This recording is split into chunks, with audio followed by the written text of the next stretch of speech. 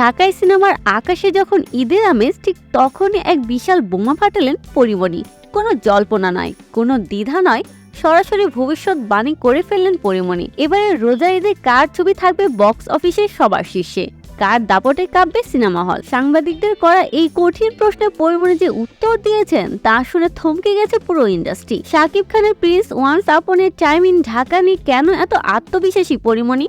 তবে কি পর্দার আড়ালে নতুন কোনো সমীকরণ তৈরি হচ্ছে? ভিউয়ার্স, ঘটনার বিস্তারিত জানতে ভিডিওটি না টেনে সম্পূর্ণ দেখতে থাকুন। সম্প্রতি এক অনুষ্ঠানে সাংবাদিকদের মুখোমুখি হয়েছিলেন হালের সেন্সেশন পরীমণি। প্রশ্ন ছিল, আসন্ন রোজা ঈদের লড়াইয়ের সেরা হবে কে? যখন সবাই পাল্টাপাল্টি যুক্তি দিচ্ছে, তখন পরীমণি এক বাক্যে জানিয়ে দিলেন বিজয়ীর নাম। তিনি স্পষ্ট করে বলেন, দর্শক চাহিদার শীর্ষে থাকবে শাকিব খানের ছবি। পরীমণির এই অকপটের স্বীকারোক্তি যেন আগাম জানান দিচ্ছে কিং খান ইজ ব্যাক।